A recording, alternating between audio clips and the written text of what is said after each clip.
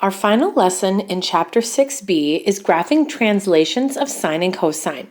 This is 6.4, Day 3. If you look at the two equations that are given for sine and cosine, you're going to notice a lot of things are happening now. We still have an A and a B, but now look that we introduce C and D. We're going to move these graphs all over the place. But let's take a look at just one letter at a time. For the A and the B, we'll just kind of refresh what those mean in the shape for the graph, and then we'll describe what's happening with the C and the D. The A value, remember, is always the number that's right in front of the sine or cosine term, and that represents the amplitude. So anything with A is going to describe the amplitude. Remember, it can stretch or compress vertically, and A can also reflect your graph over the x-axis. Now, the second thing we talked about in Day 2's lesson is changing the period of the function, or how far it stretches or compresses horizontally. Anything with x, remember, always does the reverse. So now if b is greater than 1, remember it compressed the graph horizontally, but if it was between 0 and 1, it actually stretched it out. So those are the values we've already worked with, and they still come into play as we work on these translations. But now there are some new things, so let's take a look at the horizontal translation. A horizontal translation is going to happen anytime you have something added and subtracted in the parentheses. So notice it's bx minus c. It has to be in parentheses to have a horizontal translation. So you're either going to move left or right.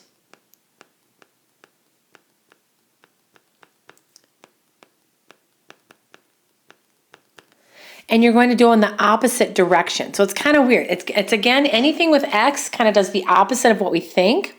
So we're either going to move it left or right, and here's how it works. Just like we worked with bx in Day 2, we're going to set bx minus c equal to 0, and then we'll set bx minus c equal to 2 pi. And we'll solve for x on each of them. And that will give us our new start and our new finish.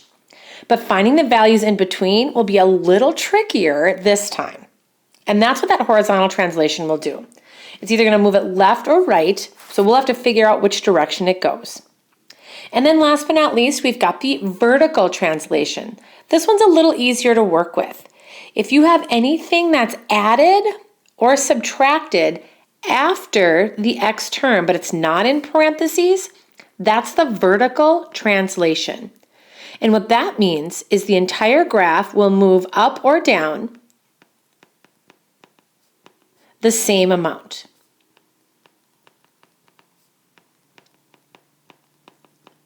So you might move up 4 if it's plus 4, or minus 2 if it's down 2, something like that. So to adjust our inputs, we kind of talk about what we just did up here. We say that bx minus c equals 0. So actually these guys actually just go right down here. I guess I could have saved that, couldn't I? We just said bx minus c equal to 0 for the new start. And then bx minus c equal to 2 pi, and that will be our new end location. For our outputs over on the right, our outputs are anything that affects the y value. We'll take the a value from our amplitude, or the lead coefficient, and we'll multiply it by y. And then we just add or subtract whatever the d value is. So this is what we'll do to get our new table for our output values. Let's ease our way into these translations by starting off with a fairly easy graph. Y equals 3 sine x plus 2. What we need to remember is what your a, b, c, d, and values actually are. So in this case, I notice there's a number right in front of the trig term. That's our a value. A equals 3. Anytime we have an a value, we always state the amplitude of the function. And again, it's just that notation, absolute value of 3. 3 is greater than 1, so this would mean our graph stretches vertically. And we've done this a whole bunch of times. Oops, I should probably separate the word there. It's not one big super word. Okay, so there we go. It stretches vertically. Okay? So then there's that plus 2. And the plus 2 after, notice, isn't in parentheses with x, and it isn't being multiplied out in front. The plus 2 then is just the d value. And the unique thing about anything that's being added or subtracted, not in a parenthesis, is that it moves up or down whatever that plus or minus is. Since d is positive, the entire graph is going to move up 2. So it moves up 2 units. And that's all we have to do to describe. So the other thing we have to note on this, when you move things up and down, we can easily go off our graph quickly. So we're going to have to make sure that we don't double up our original parent function. Otherwise, this could really put us off of our graph. So speaking of the parent function, let's go ahead and graph the sine wave, y equals sine x. We always make this table because sometimes we have to use this table to create the new table. You'll notice that we didn't affect the period of the function, so all of our values will be in exact form. 0, pi over 2, pi, 3 pi over 2, and 2 pi. And remember, sine starts at 0 and goes up to 1, back to 0, down to -1, and back to 0. Down here on my graph, I'm going to go ahead and sketch these out. So I'm just going to stretch this out really quick to show you what I mean by how we divide up our table. This time, I'm only going to go to this, well, maybe not, hang on. I'm going to go to this location right here for my 1, and this one for my -1. Go ahead and pause the video and have this sine wave go from left to right, and then press play, and we'll create our new table. All right, hopefully your sine wave looks something like this. For our new graph, y equals 3 sine x plus 2. Remember, none of our values changed the input, so our input stays exactly the same this time. Kind of interesting. We'll have 0, pi over 2, pi, 3 pi over 2, and 2 pi. But now to get our new output values, we have an a and a d. What that means is we're going to take our a value and multiply it to y first, and then add 2. I'm going to use all of the y values from my parent function and plug them in right here. For example, if y is 0, that first output value on the parent function, 3 times 0 plus 2 is going to move it up 2 units.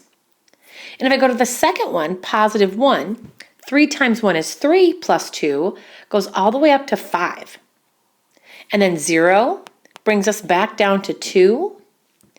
If I go to -1 for my next output value, 3 times -1 is -3 plus 2 is -1. And then my last output value in the table will bring us back to 2. Let's see what this looks like on our graph.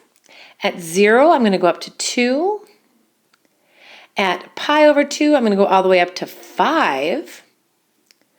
Back at pi, I'm at 2. 3 pi over 2, I'm down to -1. And at 2 pi, I'm back to 2. Go ahead and continue that pattern from left to right. Notice how I've graphed all my points and I connected them with a fairly smooth curve. It looks like everything, like the graph stretched because it's taller than the parent function, but it also moved everything up 2 units. So our table kind of made all of our descriptions happen for us. And that's your first translation using the C and D values. We're going to go ahead and cross this one off because it's going to give us an approximation for our X values. And I think there's enough going on with these translations to not have to approximate in this section. So go ahead and cross this one off and we'll do the final 2. Here we have another sine function. Y equals -2 sine pi, or x minus pi over 2 minus 1. Okay, so we've got a few things to unpack here. We've got a -2, and that's our a value. A equals -2. That's going to do a couple of things for us on the graph. Anytime we have an a value, remember we described the amplitude. And the absolute value of -2 is 2. And what that means that this is going to stretch vertically, just like the last one did. But remember what the negative sign does. The negative reflects over the x-axis. So we have to include that in our description.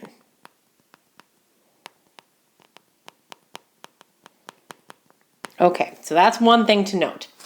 And then we have x minus pi over 2.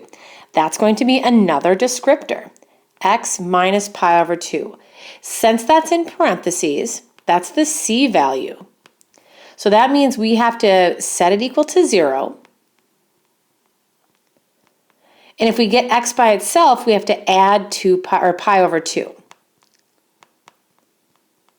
So notice that says x equals positive pi over 2. Since it's positive and we're moving from 0 to pi over 2 on the right, that means this graph is going to move right that amount.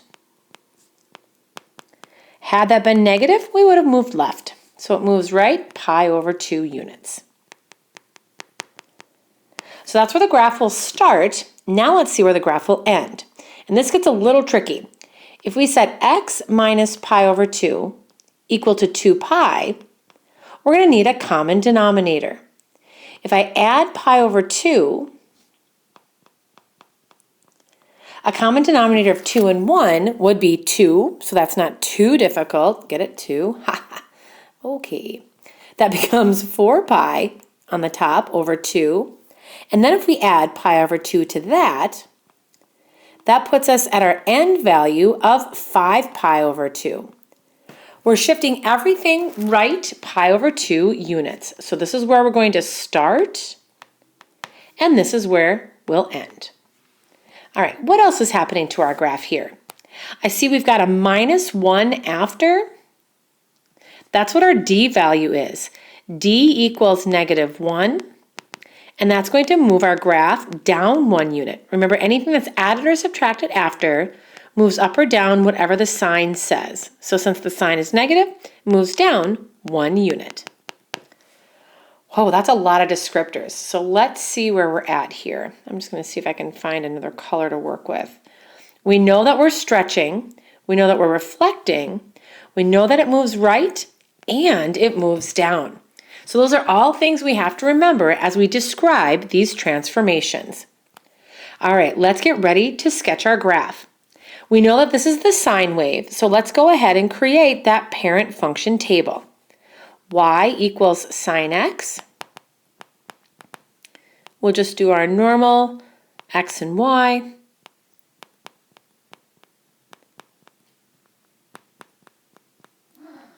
Well, there we go. That was Diesel the cat. He's sharing how excited he is for this sine translation. It's 0, 1, 0, negative 1, and 0.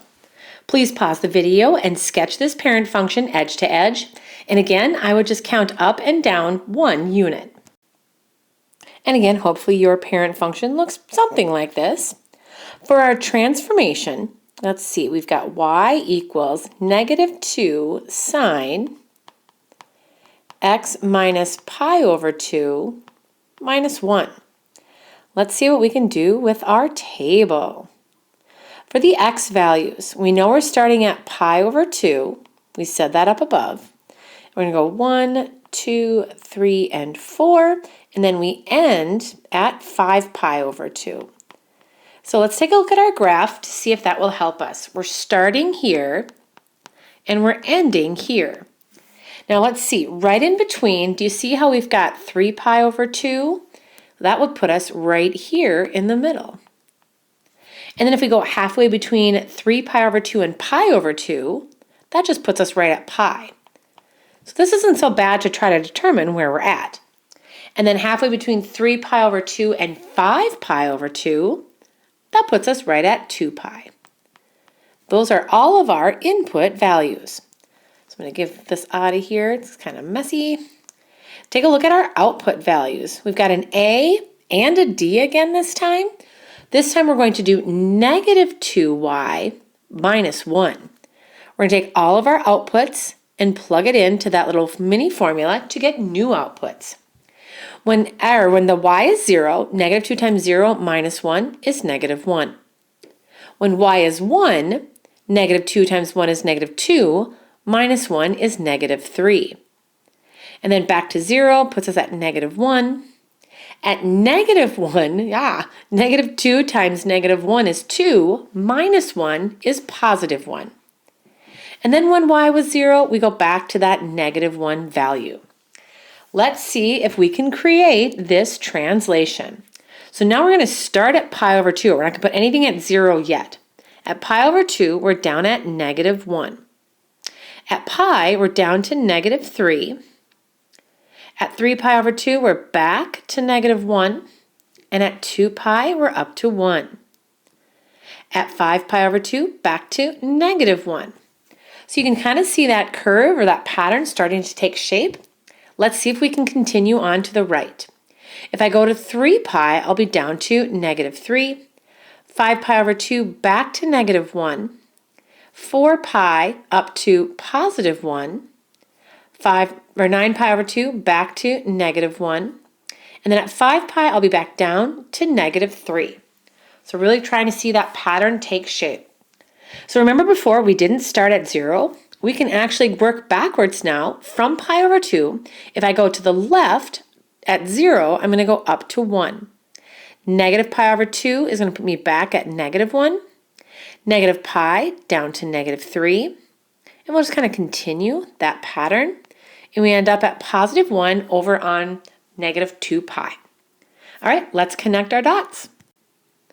And just like that, we have our translated sine function once again. Remember we said it's stretched, so it's a little bit taller than it was originally. We also said that it reflected over the x-axis. So where it's up high, it's kind of down low on our new graph.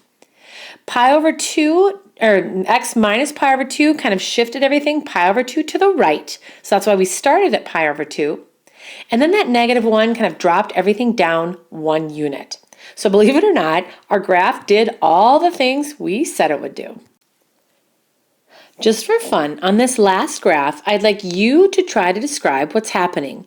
Y equals 3 cosine x plus pi plus 1. Can you describe what's happening to the graph and sketch the parent function?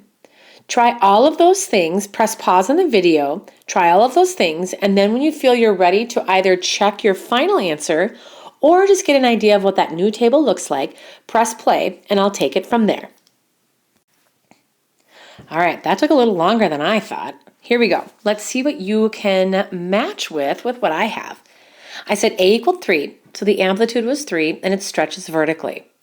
Notice the parentheses x plus pi, which means to get the new start, I have to move pi over by subtracting it.